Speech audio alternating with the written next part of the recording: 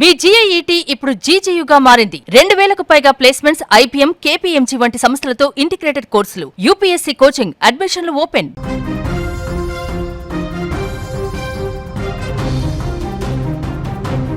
AP liquor స్కామ్లో మరో కీలక పరిణామం చోటు చేసుకుంది. వైసీపీ నేత మాజీ మంత్రి కారుమూరి నాగేశ్వరరావుని పోలీసులు అరెస్టు చేశారు. హైదరాబాద్ కొండాపూర్లోని ఆయన నివాసంలో అదుపులోకి తీసుకున్న అధికారులు బషీర్బాగ్లోని ఈడీ కార్యాలయానికి తరలించారు. ఇప్పటికే ఈ కేసులో కారుమూరి కుమారుడు సునీల్ అరెస్టు కాగా, తాజాగా మాజీ మంత్రి అరెస్టు కావడం ఏపీ రాజకీయాల్లో సంచలనంగా మారింది. అయితే నిన్ననే ఆయనకు గాంధీ హాస్పిటల్లో వైద్య పరీక్షలు నిర్వహించిన అధికారులు ఇవాళ మరోసారి వైద్య పరీక్షలు నిర్వహించబోతున్నారు. అనంతరం నాంపల్లి కోర్టులో హాజరుపరచబోతున్నారు ఈడీ అధికారులు. ఏపీలో గత ప్రభుత్వ హయాంలో జరిగిన లిక్కర్ రవాణా అక్రమాలపై ఈడీ గత కొంతకాలంగా ఉక్కుపాదం మోపుతోంది. ఈ క్రమంలోనే దర్యాప్తును వేగవంతం చేసిన అధికారులు తాజాగా మాజీ మంత్రి కారుమూరిని అదుపులోకి తీసుకున్నారు.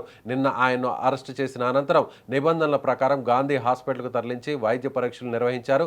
ఆ తర్వాత మరోసారి కూడా ఆయనకు వైద్య పరీక్షలు పూర్తి చేసి నేరుగా నాంపల్లి కోర్టులో హాజరుపరిచేందుకు అధికారులు సన్నాహాలు చేస్తున్నారు. ఈ పరిణామాలు ఏపీ పొలిటికల్ సర్కిల్స్లో తీవ్ర చర్చకు దారితీశాయి. ఇక్కడ అందరినీ విస్మయానికి గురి చేస్తున్న మరో ముఖ్యమైన విషయం ఏంటంటే, ఈ లిక్కర్ స్కామ్ కేసులో ఇప్పటికే కారుమూరి కుమారుడు కూడా అరెస్ట్ అయ్యారు. తండ్రి, కొడుకు ఇద్దరు ఈ కేసులో దర్యాప్తు సంస్థల నిఘాలో ఉండడం రాజకీయంగా పెను సంచలనంగా మారింది.